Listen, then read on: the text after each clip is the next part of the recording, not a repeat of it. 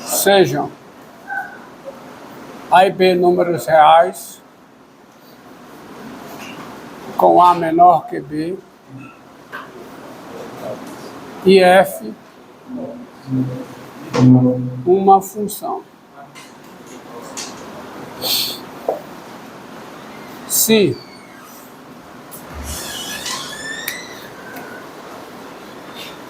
F é contínua em e F uma função, se F é contínua em AB, tá certo? F de A é diferente de F de B. Se F é contínua em AB, F de A é diferente de F de B. E Y real está estritamente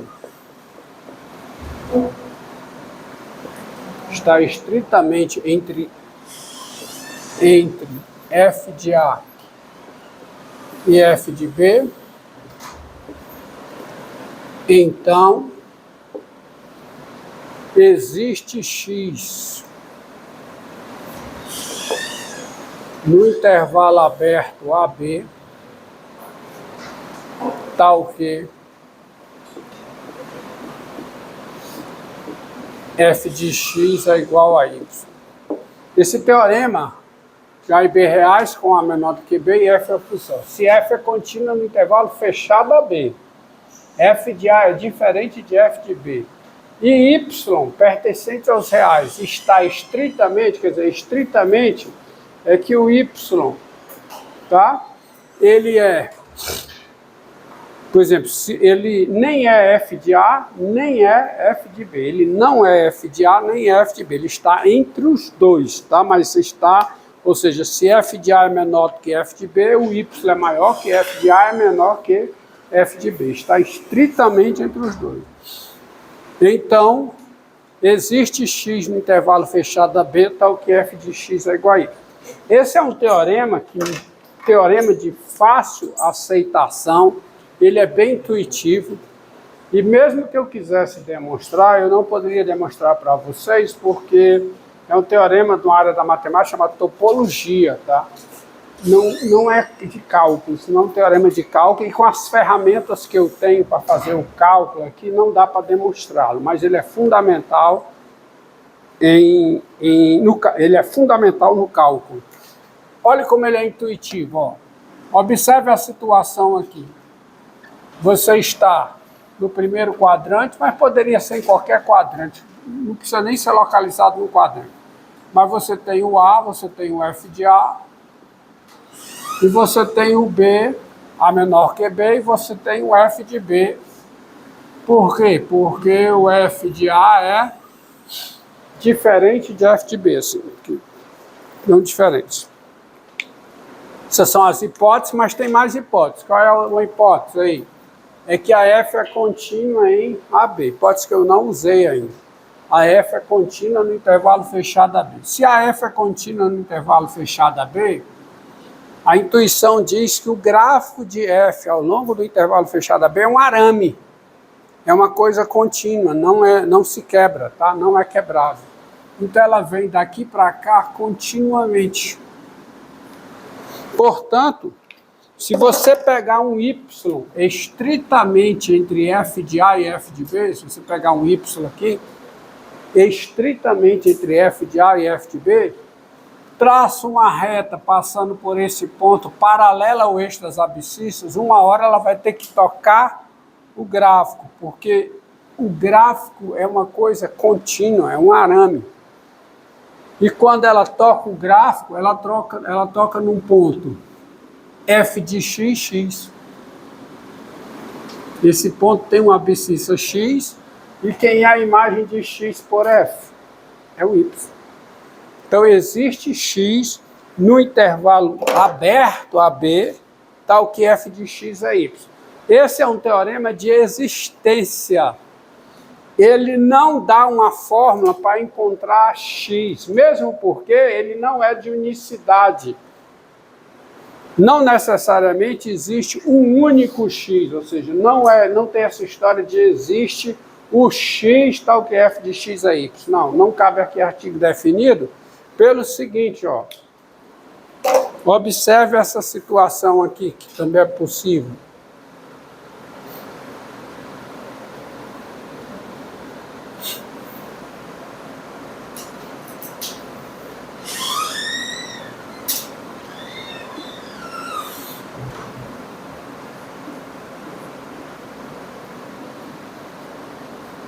Que a função podia fazer isso.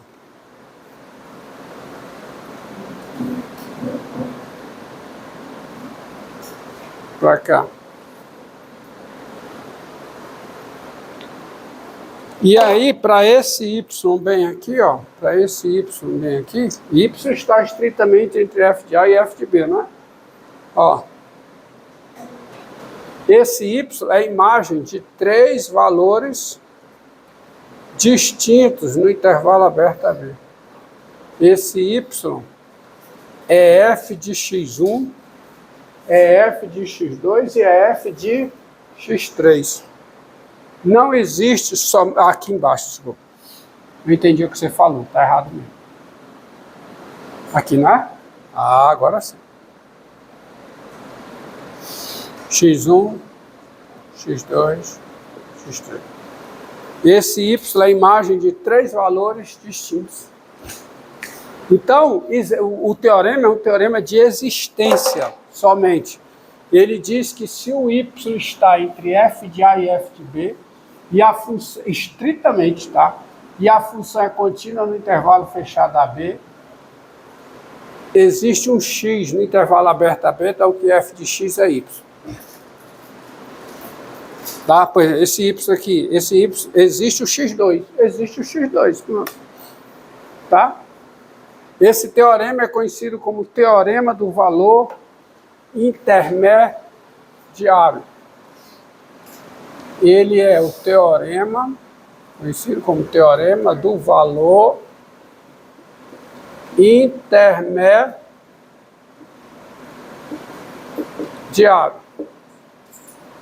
TVI, tá? TVI, teorema do valor intermediário. E ele tem um corolário bem interessante.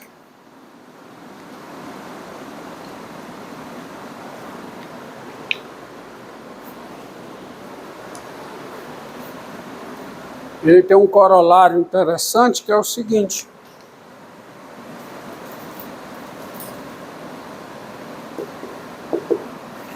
Ó, se f é função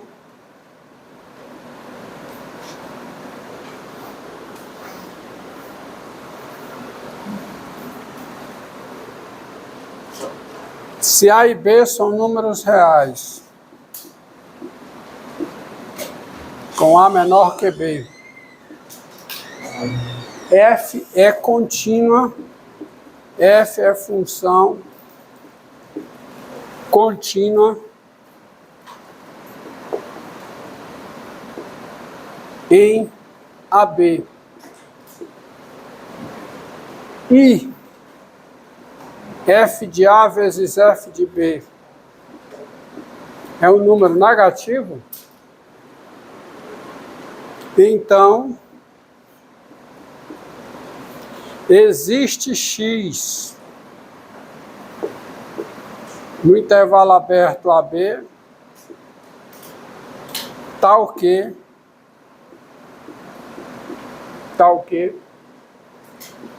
o f de x é zero.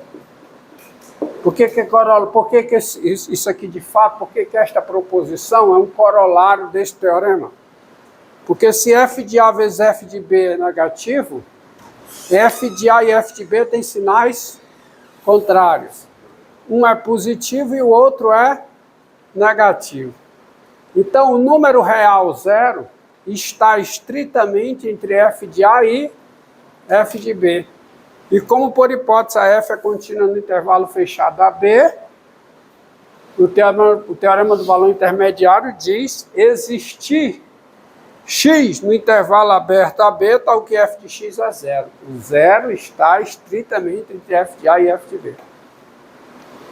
E essa proposição aqui, embora seja uma proposição de existência, não te dê uma forma para encontrar esse x, ou seja, não te dê uma forma de encontrar uma raiz dessa equação, ela te dá um procedimento, ela te dá um algoritmo para encontrar uma aproximação tão boa quanto eu queira de alguma raiz desta equação aqui.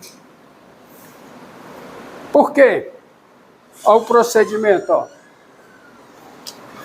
Admita que você está nessa situação aqui, tá? E admita que o f de A é positivo, admita que você está aqui, vou apagar isso para não confundir. Você já entendeu? É bem intuitivo esse resultado, é plausível, é aceitável, tá? Sem nenhum mistério.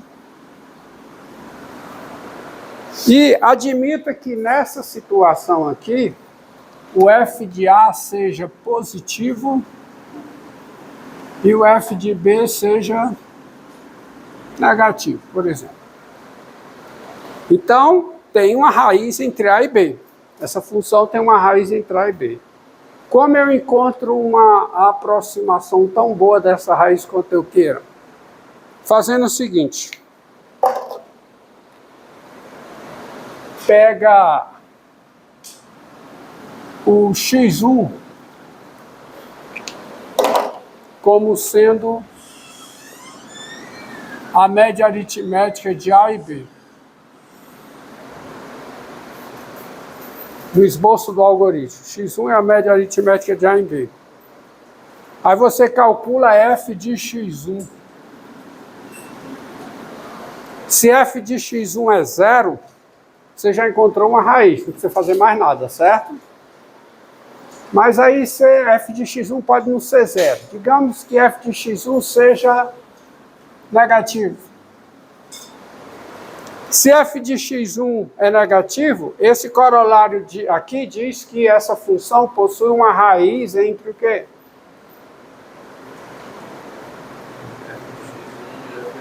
Entre x1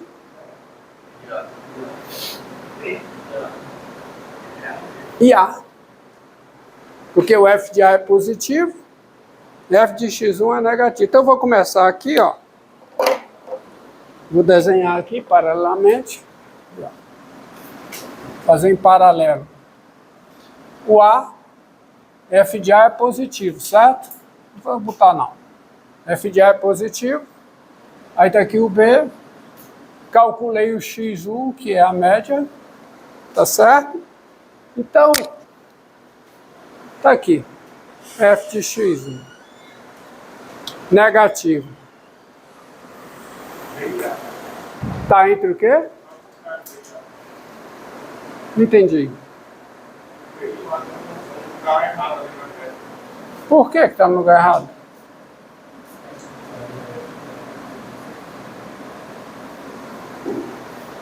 O f de A é positivo, f de x1 é negativo. Então, onde está a raiz? Está entre A e x1. Certo? Certo? Aí o que é que você faz agora? Pega x2 igual a quê? Igual a média de quem? De x1 e A. O x2 é a média entre quem? Entre x1 e A. x1 mais A sobre 2 ou A mais x1 sobre 2, tanto faz. A mais x1 sobre 2. Então, calculo f de x2. Se f de x2 for zero, encontrei a raiz. Se não, digamos que f de x2 é positivo. Então, você calculou x2, x2 é a média, está aqui, x2 é a média de A e x1. F de x2 deu positivo. Diante do que eu tenho anteriormente, aonde está a raiz? Uma raiz. Uma raiz está entre o quê? x1 e x2. Então, eu vou calcular o x3 como sendo o quê? A média de x1 e x2. Aí eu calculo f de x3. Suponha que f de x3 deu positivo também. Suponha que deu positivo. Suponha que f de x3 deu positivo. Tá? Tá aqui f de x3, ó. Tá aqui o x3 tá aqui, na média. F de x3 deu positivo. Aonde com certeza tem uma raiz? Entre x3 e x1. Aí eu faço o quê? x4 igual a média entre quem? Entre x1 e x3. Aí eu calculo f de x4. Aí suponho que f de x4 deu negativo. Se deu zero é uma raiz, mas suponho que deu negativo. Porque o x3, o x4 está entre o x1 e o x3. x4 está aqui. Aí onde é que tem uma raiz nessa situação? Entre quê? Entre x3 e x4. Você vai assim. Agora, observe o que está acontecendo. Observe o que está acontecendo. Quando você calculou o primeiro, que é o x1, tá certo? O A, digamos que o A seja o x0. Aí a distância de x1 a x0, isso aqui passa a ser o x0. Isso aqui é igual a quanto, hein? B menos A sobre 2. Qual é a distância do x2 ao x1? Qual é? Que é a distância do x2 ao x0. Que é a mesma distância entre o x2. A distância entre o x2 e o x1 é a mesma distância entre o x2 e o x0. Quanto é? Me diga. B menos A sobre 4, que é 2 ao quadrado. Qual é a distância entre o x3 e o x2? Que é a mesma distância entre o x3 e o x1. Que é a mesma distância entre o x3 e o x1. A distância entre o x3 e o x2 é a mesma distância entre os 3 e o x1, que é quanto? B menos A sobre 2 elevado a oitava. Hã? Sobre 8, só sobre 2. Tem sobre o resto. E vai continuando assim. Então, sempre a distância entre o xn mais 1 e o xn, isso aqui é B menos A sobre 2 elevado a n mais 1. Agora, essa raiz que você está procurando, essa raiz x0 que você está procurando, um valor tal que f de x0 seja igual a 0, e você está atrás desse x0, a distância entre o xn mais 1 e o x0, com certeza ela é menor ou igual a B menos A sobre 2 elevado a n mais 1. Então, o que é que está acontecendo com essa sequência? Xn está se aproximando de quê? Da raiz que você está procurando. De uma raiz. Pode ter mais de uma. Mais uma você vai encontrar com uma aproximação tão boa quanto você queira. Você pode estabelecer um limiar para dizer quando é que você vai parar. Quando é que você vai parar? Quando o xn mais 1 menos o xn for menor do que um certo epsilon. Por exemplo, eu quero que pare quando isso aqui for menor do que 10 elevado a menos 11, por exemplo. Então, quando é que você vai parar? Quando esse número aqui for menor do que 10 elevado a menos 11. Aí você sabe que você saberá que o xn mais 1, a distância entre xn mais 1 e a raiz que você está procurando, ela é menor que ou igual a quê? No caso aqui vai ser menor, porque 10 elevado a menos 11. Então, o xn mais 1 é uma aproximação tão boa da sua raiz quanto você queira. Você consegue, tá? Uma aproximação tão boa quanto você queira da sua raiz. Entendeu? Isso é um método para se achar a raiz de uma função que é contínua. Agora, essa proposição aqui, esse corolário aqui, dá um outro resultado geral, que diz o seguinte, que toda função polinomial de grau ímpar possui pelo menos uma raiz real. Por quê? Seguinte.